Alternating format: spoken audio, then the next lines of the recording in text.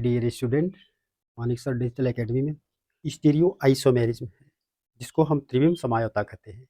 और त्रिविम का अर्थ है आकाश। जब दो या दो से अधिक यौगिक के अणुसूत्र व संरचना सूत्र समान होते हैं, परंतु उनके परमाणु की आकाश में या त्रिविम में व्यवस्थाएं अलग अलग होती हैं, ऐसे यौगिक त्रिविम समायवी कहलाते हैं या स्टीरियो आइसोमर कहलाते हैं। तो यह दो प्रकार की होती है, त्रिविम समझौता या स्टीरियो आइसोमेरिज्म दो प्रकार की होती है। ऑप्टिकल आइसोमर या ज्यामितीय समझौता, ऑप्टिकल आइसोमर या प्रकाशीय समझौता। तो अब ये त्रिविम व्यवस्था क्या है?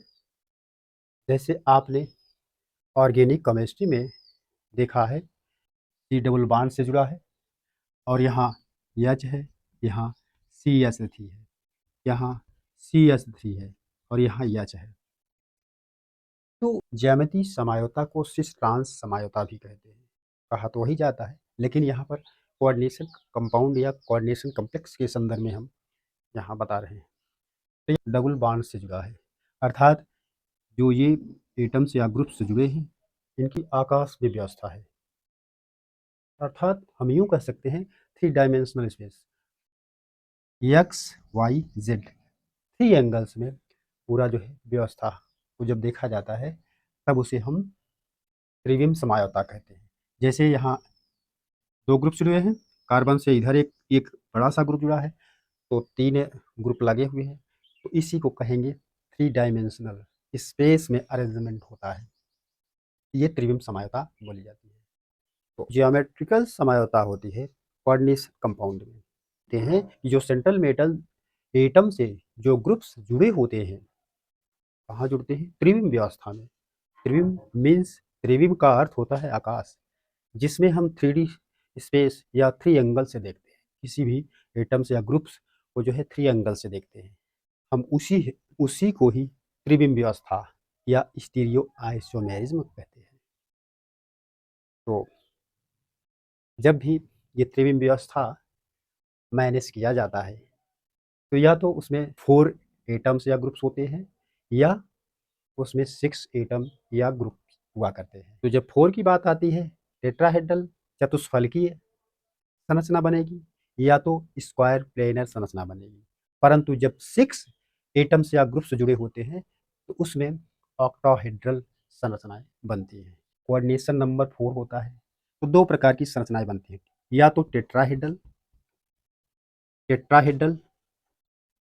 जिसको हम चतुष्फलकी बोलते हैं, या तो जो है स्क्वायर प्लेनर, वर्ग समतलीय। ये 2 संरचनाएं बनती हैं। मतलब जब 4 कोऑर्डिनेशन नंबर होता है तब तो ये 2 संरचनाएं बनती हैं। बाकी जब 6 होता है तो केवल एक संरचना बनती है। तो किसमें ज्योमेट्रिकल आइसोमर पाया जाता है, यहाँ देखिए। तो जो टेट्राहेड्रल संरचना होती है, उसमें सेंटर ऑफ इन्वर्जन नहीं पाया जाता है। सेंटर ऑफ इन्वर्जन नहीं पाया जाता, अर्थात सेंटर ऑफ सिमेट्री नहीं पाई जाती। जैसे ये है, ये सेंटर है, यहाँ से जाएंगे तो वही गोला मिलेगा उतने स्थान पर, यहाँ पर जाएंगे तो वही मिलेगा। सेंटर ऑफ सिमेट्री या सेंटर ऑफ इन्वर्जन, मतलब इधर भी एक्स ग्रुप रहे, इधर भी वही ग्रुप लगा रहे, सेंटर से जाएंगे आगे या पीछे वही ग्रुप मिला रहे, वही ग्रुप रहे, अर्थात इसमें नहीं पाया जाता। टेट्राहेड्रल जो चतुष्फलकी यौगिक होते हैं, यह जो है नॉट सो ज्योमेट्रिकल आइसोमेरिज्म, ये आइसोमेरिज्म प्रदर्शित नहीं करते। कौन सा आइसोमेरिज्म? ज्योमेट्रिकल आइसोमेरिज्म प्रदर्शित नहीं करते। जैसे हमने यहाँ एक एग्जाम्पल लिया है, COCl2Br2, इसका नाम आप बता ही सकते हो। क्लोरोब्रोमो में क्या आता है? हाँ, डाईब्रोमो, डाईक्लोरो कोबाल्ट सेकेंड आयन है, आपने पढ़ा भी होगा। तो देखिए यहाँ पर 2 लिगेंड हैं, 2 2 4, अर्थात क्या बन रहा है यहाँ पर? कोऑर्डिनेशन नंबर कितना है?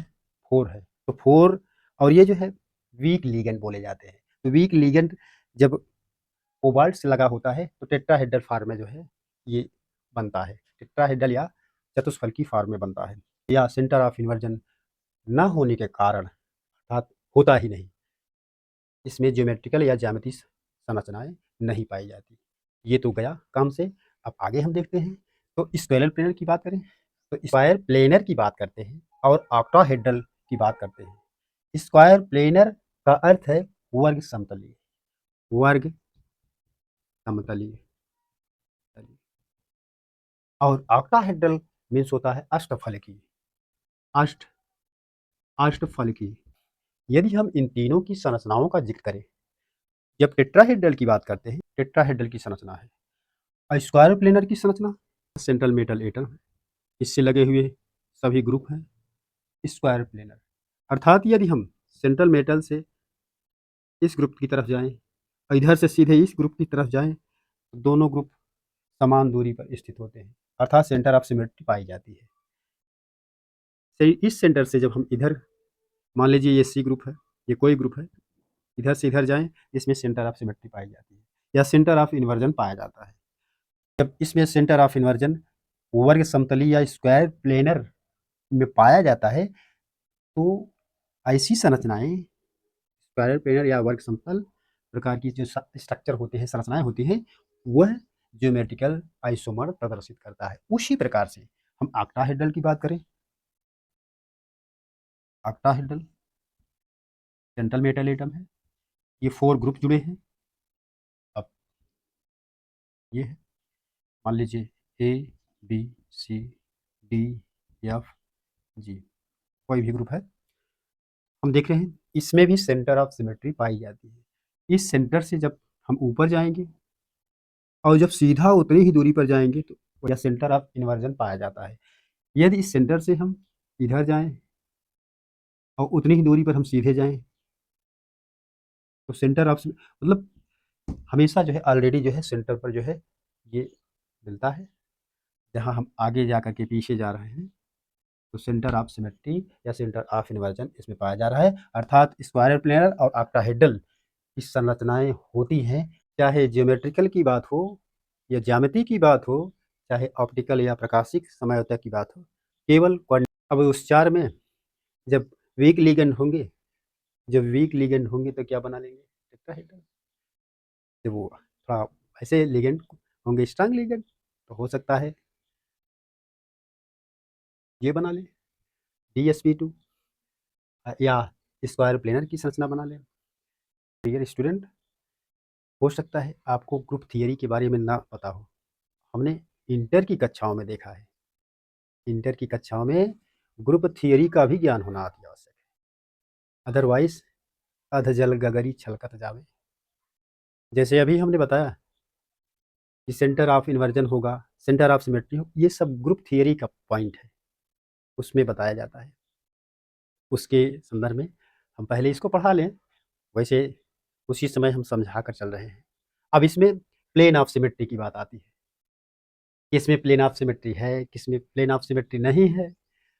तो इसमें है क्या, हाँ, प्लेन ऑफ सिमेट्री किसमें नहीं है, तो इसमें प्लेन ऑफ सिमेट्री नहीं है। टेट्राहेड्रल में चतुष्फलकी संरचना में प्लेन ऑफ सिमेट्री नहीं होता, अर्थात इसकी संरचना कायरल होती है। उसी प्रकार से ऑक्टाहेड्रल में प्लेन ऑफ सिमेट्री नहीं होती, ये भी एक कायरल रहेगा। इसमें प्लेन ऑफ सिमेट्री है, प्लेन ऑफ सिमेट्री है, ऐसे भी है, ऐसे भी है। अर्थात इसमें जब प्लेन ऑफ सिमेट्री है, तो ये क्या दिखाता है, ये एक कायरल होता है, एक कायरल होता है। अर्थात यही ओनली वर्ग समतली जिसको कहते हैं, ये जो है शो करता है, क्या शो करता है, ऑप्टिकल आइसोमर। हम लिख दे रहे हैं,